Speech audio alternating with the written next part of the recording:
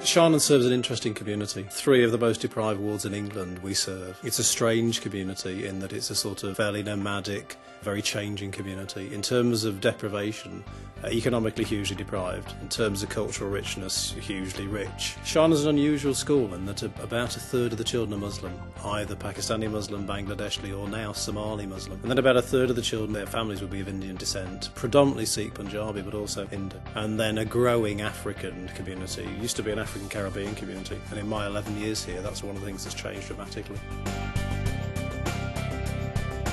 In 1997 when I arrived, Shireland had a reputation for being a really good pastoral school. So if you wanted your children looked after, you probably sent them here. If you wanted them stretched academically, you probably didn't send your children here. The staff worked really, really well with children, but really I don't think had focused on the curriculum and the experience. It was a technology desert. I can remember being shown around, having got the job, to see the computer room and the 3 or 4 admin computers. There simply was no expectation to use technology on the part of the staff and a massive expectation on the part of the children.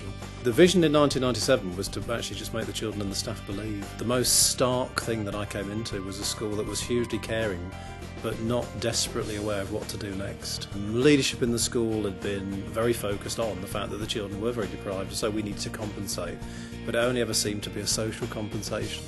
We didn't seem to think we could get high examination results or give them inspiring opportunities or use technology or involve other agencies. Worked well with the community, but it was we went to work with them.